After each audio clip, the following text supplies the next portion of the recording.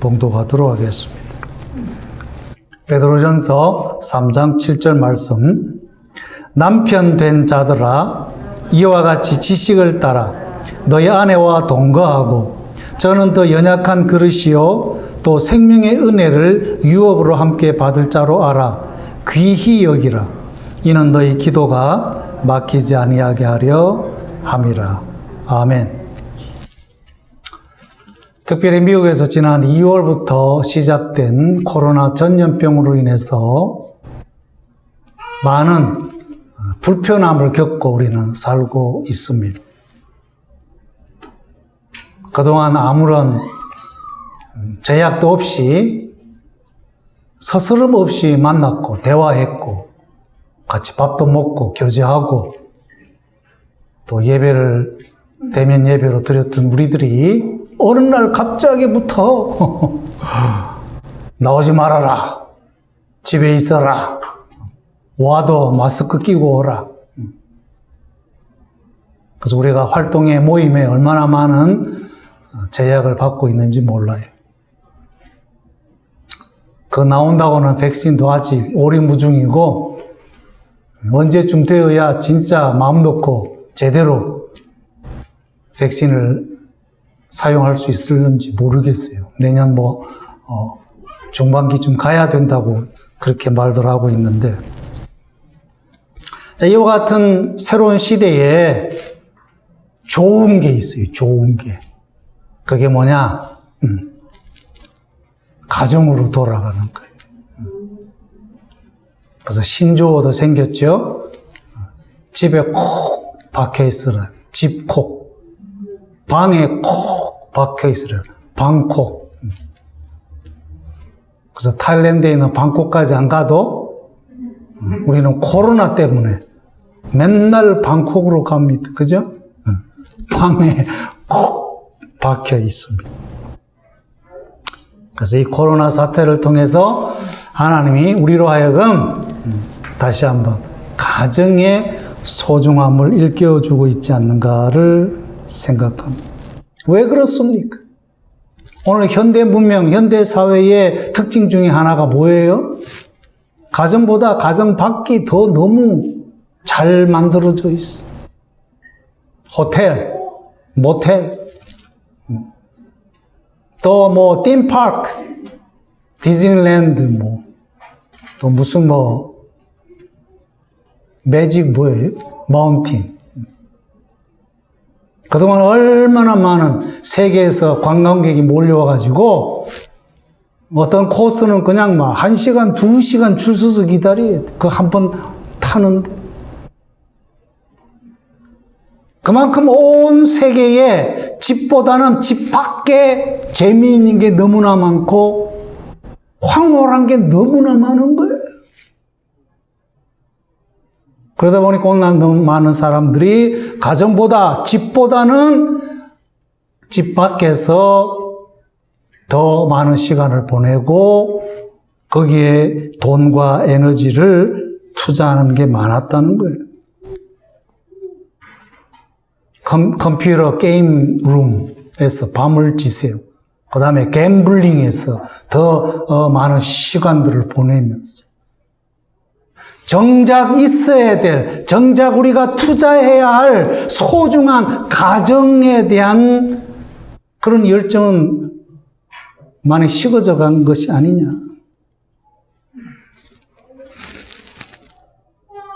그래서 너무나 많은 사람들이 집 밖에 미쳐가지고 돌아다니고 있을 때 하나님이 반성하는 기회로 이제는 가정으로 돌아가라. Go back to home. Go back to the house. 그런 메시지를 주고 계시지 않은가 생각을 하게 되는 것입니다. 성경에 보면 가정집의 중요성을 많이 기록하고 있습니다. 우리 예수님의 공사역의 많은 경우는 길거리에서, 시장에서, 호숫가에서 회개하라 천국에 가까웠느니라 하나님의 말씀을 전파했지만 가면 갈수록 예수님의 그 시간의 분량을 어디에다가 많이 할애하시느냐? 가정집에서. 오히려 예수님은 밖에서 선포한 그 메시지를 주워 담아가지고 이 메시지의 참된 의미가 뭔가를 설명할 때는 주로 가정에서, 누군가의 집에서 그 신령한 오묘한 하나님 나라의 깊은 뜻을 해설해 주셨다고 하는 것입니다. 그리고 많은 경우 집에서 하나님 나라의 그 능력의 기적을 가정에서 사람들이 이 집에 모여 있을 때 베풀어 주셨어요. 보여주셨어요. 이스라엘이 이집트를 탈출할 때 그 각 가정이 구원을 어디서 받았느냐? 길거리에서, 시장에서, 호텔에서 받은 게 아니라 가정집에서 받았다는 거예요. 그 가정집에 뭐가 있어요? 어린 양의 피가 각 가정마다 그 문에, 문설주에 묻어 있은 거예요. 그래서 죽음의 천사가 지나갈 때 각 가정마다 그 대문에 피가 묻어 있는 곳은 그냥 지나갔지만 그 피가 없는 집은 들어가서 각 가정의 가장 소중한 장자들을 다 죽여버렸다. 그 시대 최고 세계적인 제국 이집트의 그 화려한 바로가 사는 왕궁이 암으로 금으로 치장을 하고 있고 엄청난 권력으로 무장한 왕이었지만, 지도자였지만 죽음의 천사가 왔을 때 그 왕궁에는 어린 양의 피가 없기 때문에 그 바로의 왕궁 권력자의 그 집으로 죽음의 천사가 들어가서 이집트에서 가장 소중한 이집트의 국본인 바로의 아들을 죽여버렸다고. 왜? 피가 없기 때문에. 어린 양의 피가 없기 때문에. 오늘 우리의 가정이 소중하지만 더 소중한 것은 우리의 가정에 뭐가 있느냐는 거예요. 돈도 필요하고 물질도 필요하고 옷도 필요하고 음식도 필요하지만 정말 오늘 우리 믿는 자들의 가정에 있어야 될 것은 예수 그리스도의 피인 줄로 믿습니다. 피가 있는 가정에 생명이 있고 구원이 있고 축복이 있고 형통이 있는 거예요. 코로나 사태로 말미암아 우리가 여러 면에서 불편함이 있지만 감사합시다.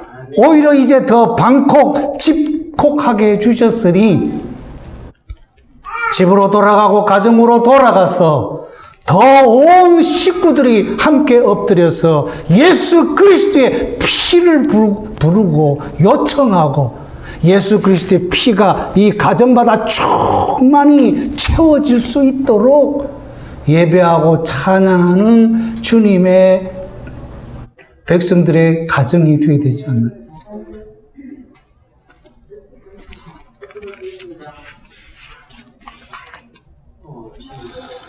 예수님이 성천하시고 성령을 보내주실 때도 어디에다가 보내주셨어요? 누군가의 다락방에서 함께 모여서 기도할 때, 그 가정집에서 기도할 때 하늘에 계신 아버지와 그의 아들 예수님이 그의 성령님을 부어주셨다. 정말 성령 충만함 받으시기 원하십니까? 첫째는 영적인 이 집인 가정인 교회를 통해서 받으시고 최우선적으로는 믿는 자의 가정에서 함께 엎드려 기도함으로 강력한 성령님의 임재가 있기를 기도하는 주의 백성들 되시기를 축원합니다. 베드로가 복음을 전하다가 잡혀가지고 감옥에 갇혀 있을 때에 천사가 와서 베드로를 풀어주고 베드로가 돌아간 곳이 어디입니까? 베드로의 석방을 위해서 기도하던 가정집 교회로, 하우스 처치로 돌아갔어요. 이방인 고넬료가 베드로의 복음을 듣고 성령 충만함을 받으며 세례받고 예수 믿는 사람이 된 그 장소도, 그 환경도 바로 본인의 집이었다는 거예요. 자기 집에 주의 종 베드로를 초청해서 복음을 들을 때에 놀라운 성령의 역사가 있었던 것이에요. 그러니 교회도 중요하지만 정말 은혜 받기 원하고 성령 충만함을 받기 원하면 가정에 주의 종들을 초청해서 같이 예배하고 말씀을 듣고 기도하시기를 바랍니다. 가정을 목회 현장으로 사용해야 될 이유가 바로 여기에 있는 거예요.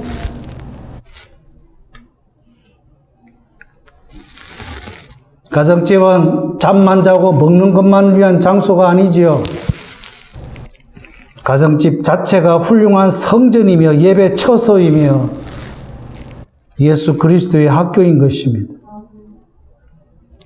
우리는 이 가정교회를 회복해야 됩니다. 가정예배, 가정성전을 회복해야 합니다.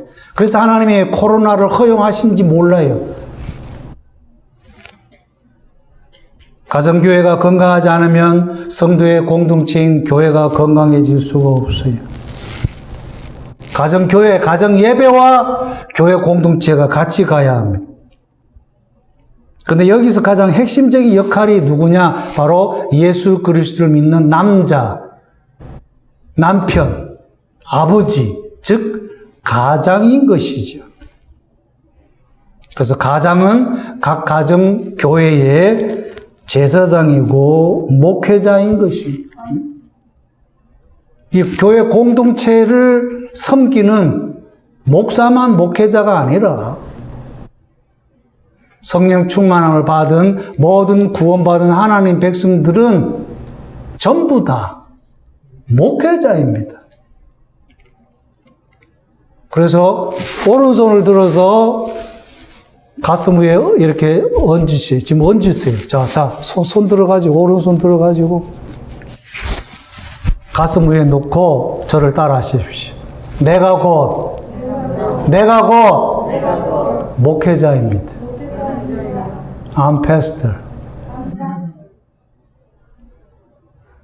내가 곧 목회자예요. 이 담임 목사는 교회 공동체의 목회자지만 성도님들은 가정의 목회자고 삶 속의 목회자. 이거를 누가 얘기한 줄 아십니까? 1517년 10월 30일 비텐베르크 그 대학 정문에다가 95개조 질문서를 교황에게 보낸 마르틴 루터의 얘기예요. 그래서 마르틴 루터가 뭐라고 얘기합니까? 모든 하나님의 백성들은 다 영적 제사장이다. Universal priesthood of all believers. 모든 성도는 다 제사장이다. 이 말씀을 누가 하셨어요? 베드로 사도께서 오늘 우리가 베드로전서 계속 보고 있잖아요. 2장 9절에서 너희는 하나님의 택함 받은 백성이요 왕같은 제사장들이라. You are royal priesthood.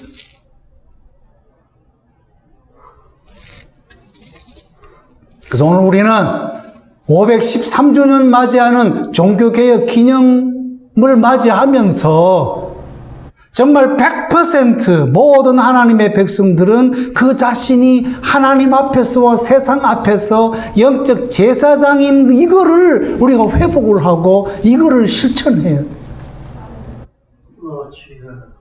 그래서 이런 생각이 바뀌어야 가정에서도 정말 내가 남편이 아내가 우리 모두가 다 가정의 목회자로. 그래서 가정 예배가 활성화되어지고 삶의 목회자들이 같이 모여있는 이 교회 공동체에서 담임 목회자와 함께 영광의 그리스도의 임재 앞으로 나아가게 되는 것이죠. 그래서 우리는 무엇보다도 각 가정이 살기 위해서 남편이 훌륭한 가정 목회자가 되도록 격려하고 축복해야 할 것입니다. 가정이 살아야 교회가 살고 국가가 살 수 있기 때문인 것입니다. 그런데 대다수 기독교적인 그런 인구와 문화로 세워진 이 미국은 지금 정말 슬픈 현실 속에 있습니다. 무엇입니까? 오늘 이 세대는 fatherless generation. 아버지가 없는 세대라고 그래요. 매일 밤 수백만 명의 어린아이들이 아버지 없이 잠을 잔다는 곳이 바로 이 미국입니다.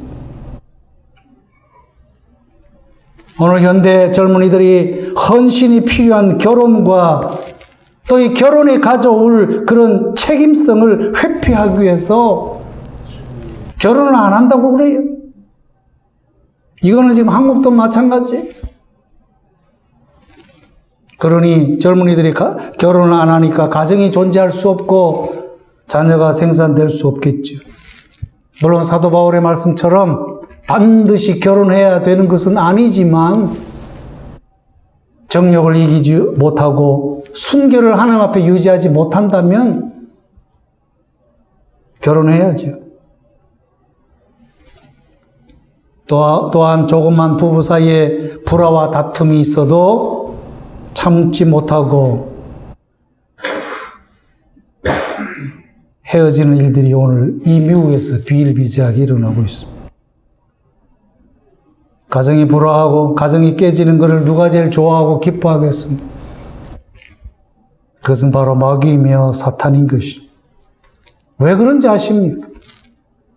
마귀라는 이름의 뜻이 파괴자, 디스트로이어, 디아볼로스라는 그 헬라어 말 자체가 디스트로이어, 파괴자라는, 가정을 해체하고 공동체를 해체하는 그 원흉이 바로 마귀요 사탄인 것이죠. 마귀는 아담과 하와의 가정을 깨려고 뱀으로 위장해서 하와를 접근했습니다.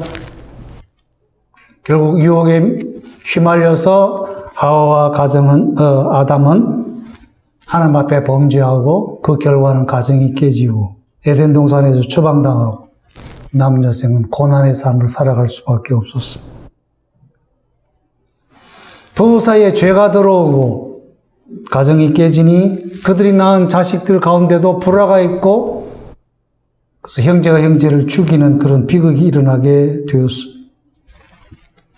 이것을 회복하기 위해서 오신 분이 바로 하나님 아들 예수님입니다. 가정이 얼마나 소중한가를 깨닫게 하기 위해서 예수님은 교회와 당신의 관계를 비유할 때 예수님의 영적 신랑이요 우리는 그의 신부라고 그 가정적인 표현, 부부적인 그 비유를 말씀하고 있는 거예요.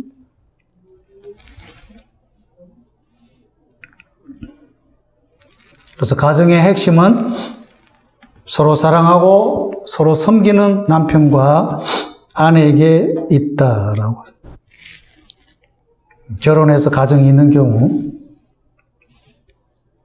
오늘 본문에서 이렇게 그리스도인들의 가정의 건강과 화목을 위해서 지난 시간에 이어서 오늘 남편에게 어떤 권면하고 계십니까? 남편들아, 안드로스, husband. 이 안드로스라는 말이 남편이라는 뜻도 있지만 사람이라는 뜻도 있어요. 남편들아, 지식을 따라 너희 아내와 동거하고 그를 더 연약한 그릇이요 생명의 은혜를 함께 이어갈 존재로 알아서 귀히 여기라. 여기서 제일 중요한 단어가 귀히 여기라고 하는 것입니다. 제가 헬라어 본문을 찾아봤어요. 그랬더니 영어로 assign honor. 귀히 여기란 말이 무슨 말이냐? 남편만 가정에서의 영광스러운 존재가 아니라 아내도 여성도 영광스러운 존재인 줄 알고 남편의 그 영광을 그 명예를 아내에게도 좀 주라 이거예요. assign honor. 남편이 해야 할 일이 뭐냐? 아내에게 명예를 나누어 주는 거예요. 명예를 배정해 주는 거예요. Assign honor. 즉, 여성의 아내의 그 품격을, 디그니티를 높여주라. 그 어디서부터 높여줘야 됩니까? 말부터. 이 한국말 중에 참 이 아내, 이 부인을 지칭하는 말들이 너무 많아. 그 집에 있다 해가지고 집사람. 또 안에 있다 그래가지고 아내. 옆에 있다 해가지고 옆편네. 그 다음에 이제 부엌에 주로 많이 있어요. 부엌 떼기. 밥 짓는 여자. 심한 경우는 씨바지.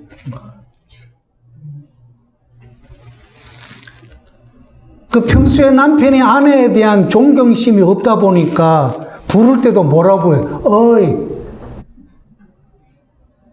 거시기, 보래. 부인이라고 호칭은 안 해도, 여보. 영어로는 honey. 뭐 요새 한국의 젊은이들 뭐 자기야. 그건 웃기는 이야기죠. 자기 아내를 부인으로까지 불러줄 수 있다는. 베들레헴의 유력자 보아스는 유다의 자손으로서 자기 격리에 들어온 이방 여인 룻을 존중해 준 남자입니다. 나무밭에서 곡식을 줍는 그 이방 여인을 존중했어요. 자기 종들에게 명령하기를 일부러 이삭들을 많이 흩뜨려서 저 여성이 곡식을 많이 주워 가도록 그렇게 배려를 해주었어요. 어느 날 밤 타작마당 장막에 보아스가 자고 있을 때 난데없는 여성이 쳐들어와가지고 그렇게 숨어 있는 거예요. 놀래가지고 누구냐 그랬더니 자기는 룻이라고. 웬일이냐 물었더니 당신이 저의 기업 물을 자 중에 첫 순위는 아니지만 두 번째 순위니까 책임지세요. 그럴 때 보아스가 알았다. 내가 공순위는 아니지만 당신 뜻을 헤아려서 내일 내가 당장 시행하겠다. 그래서 이 룻을 데려갈 수 있는 공순위 그 친척 남자가 이 여자를 보기 좋게 차버리고 배척할 때 그 배척당한 버림받은 그 여성을 이 보아스는 자기의 아내로 따뜻하게 영접하지 않습니다. 그리고 두 사람 사이에 아기가 태어났을 때 그 오벳을 호적을 어디다가 올릴 때 자기 이름으로 대를 잊지 아니하고 전 남편 이름으로 이 자녀의 상속권을 유지하도록 그렇게 배려를 해주었어요. 그 결과 어떻게 되었습니까? 이 화목하고 건강한 가정을 통해서 다윗이라고 하는 위대한 이스라엘의 임금이 태어나게 되는 것입니다. 사랑하는 아내에 대한 최대한의 예의와 명예를 높여주었더니 하나님이 이 보아스의 가정을 이스라엘에서 가장 명예로운 가정들 중에 하나로 높여주신 것입니다. 로마 제국 건국 설화를 베르길리우스라고 하는 사람이 썼어요. 이름은 아에네이드. 지금의 터키 그 지방 해안가에 옛날 도시가 있었는데 그 도시 이름이 트로이. 근데 그리스 연합군과 싸워서 결국은 이 트로이 도시 국가가 망했어요. 많은 날 이 트로이 왕국의 왕족 중에 하나였던 아에네스는 정들었던 불타는 그 도시 조국을 등 뒤로 하고 먼 정처 없이 미지의 세계로 이제 이민을 갔어요. 항구에서 배를 타고 가기 직전 아버지는 자기 어깨에 둘러매고 한 손은 사랑하는 아들의 손을 잡고 그 다음에 뒤돌아서 자기 뒤를 따라오는 아내를 바라보면서 빨리 따라오라.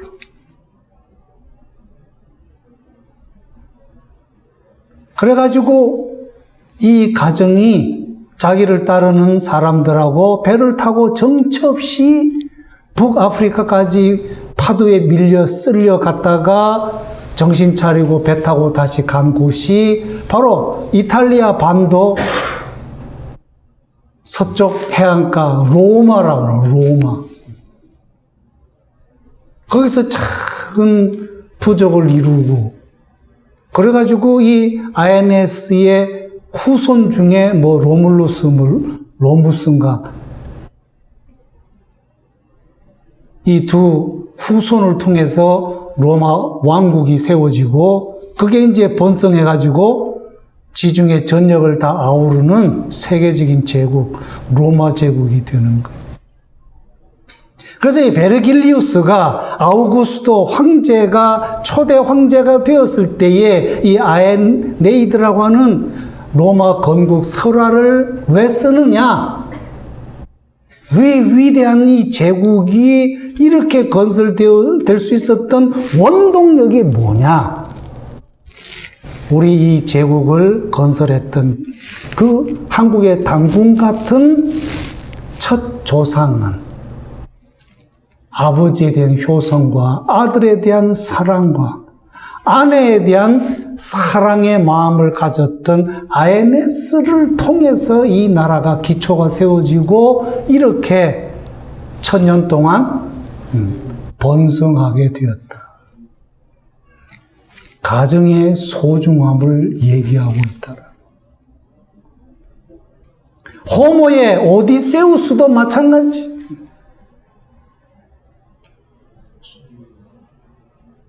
그리스 제국이 로마 제국 앞에 세계적인 제국이 될 수 있었던 그 원천이 뭐냐?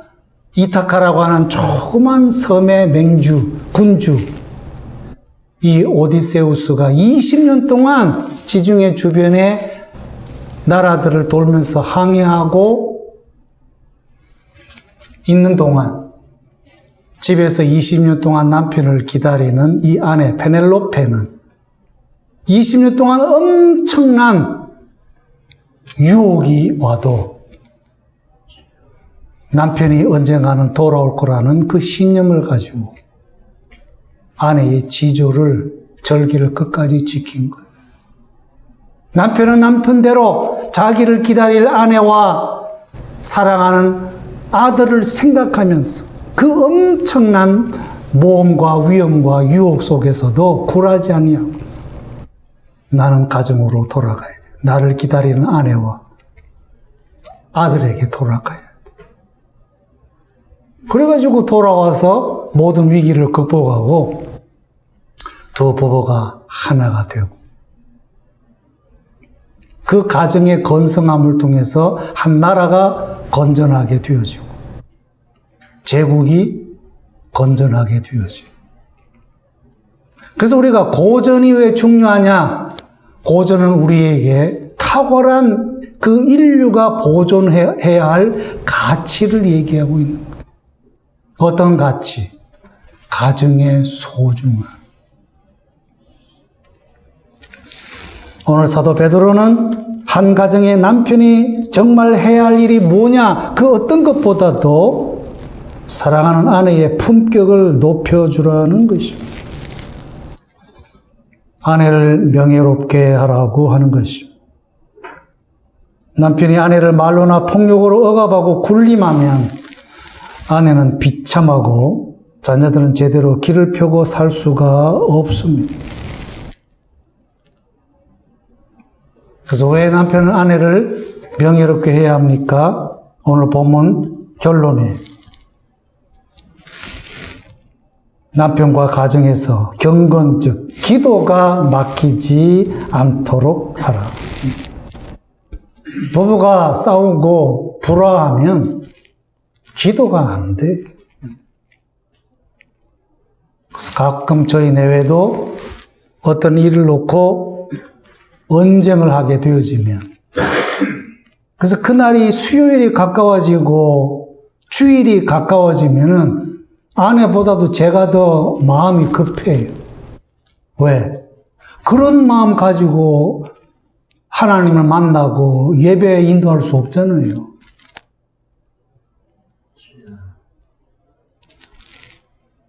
그래서 우리의 마음에 진정한 경건이 싹트고 하나님의 축복이 가정에 임하려면 무엇보다도 이 부부 내외가 영육 간에 하나가 돼요. 화목해. 그래서 하나가 될 때 하나님의 놀라운 영육 간의 축복이 이 하나된 가정을 통해서 막 흘러나오기 시작하는 거예요. 그래서 하나된 가정이 하나님의 축복의 통로가 되는 것처럼 하나된 교회 공동체를 통해서 하나님이 이 세계를 축복하기 원하시는 거예요. 그래서 부부가 하나가 되고 가정이 화목한 것이 얼마나 소중한 것인지 몰라. 교회 공동체와 이 사회와 이 국가와 세상을 위해서. 하나님 백성들의 영적 제사장직이 어디서부터 발휘가 되어야 되느냐? 이 가정에서부터, 부부 관계 속에서부터. 영적 제사장직, 이 역할이 온전히 이루어져야 된다. 그럴 때 이 가정을 통해서 하나님은 세상의 모든 죄악을 끌어안고 하나님께 나아갈 때 하나님이 받으시기 원하시고, 하나님의 세상을 향한 모든 축복이 믿음의 가정을 통해서 축복의 통로가 되어 가정을 통해서 세상으로 흘러나가기를 원하시는 거예요. 그 어떻게 보면은 교회 공동체보다도 가정교회가 더 소중한 거예요. 더 우선적인 거예요. 그러니 가정이 화목하지 못하고 가정이 건강하지 못한 상태에서 교회 오지 마세요. 오늘 많은 지상교회와 한국교회가 가정이 쑥대밭 되든지 교회만 오세요. No way! 교회 공동체보다 더 소중한 것이 가정 공동체고 가정 교회입니다, 여러분. 그래서 오늘 사랑하는 아내가 가정 식구들이 아프시면요, 거기에도 치중하세요. 그 가정교회 멤버들을 케어하시고 건강하거든 같이 오시라.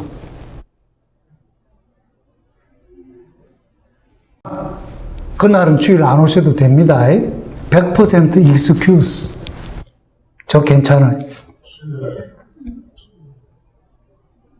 우리는 오늘 우리의 교회관, 또 가정관, 목회관, 직분관, 생각에 혁명이 일어나야 돼요. 가정은 개차반이 되어도 교회 오세요.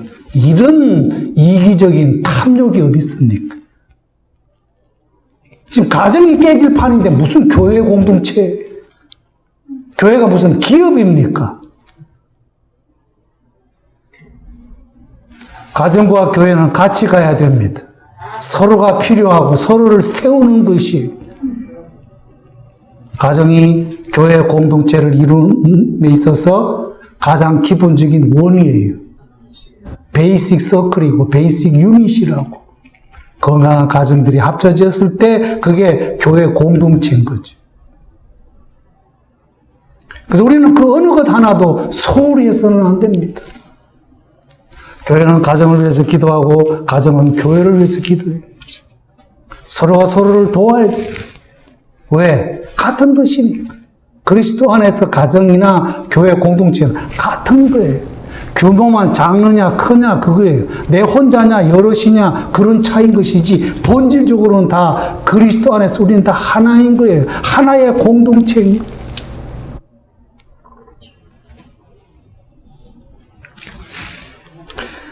가정이 편안해야 믿음이 온전히 보존해질 수 있고 하나님의 복을 받는 것이고, 가정이 흔들리면 모든 것이 다 흔들리는 것이고.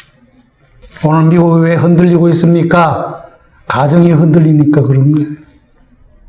가정이 흔들리니까 교회가 힘들어지는 거예요. 교회 사람이 안 오고 교회 헌금이 주는 거예요. 왜? 가정이 흔들리고 있으니까.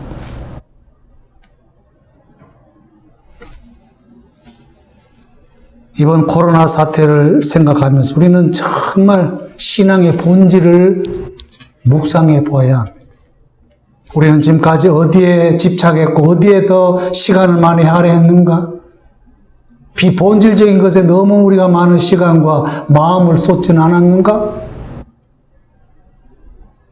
이번 사태를 통해서 우리는 더 새로운 차원에서 하나님이 원하시고 기뻐하시는 그 본질로, 그 본래로, 그 중심과 핵심으로 돌아가려는 그런 마음과 그런 자세를 가져야 되지 않게. 오늘 사도 베드로가 베드로전서 3장 7절에서 주시는 말씀. 남편들이여 아내를 존중하세요. 아내를 명예롭게 하세요. 말부터 행동에서. 왜?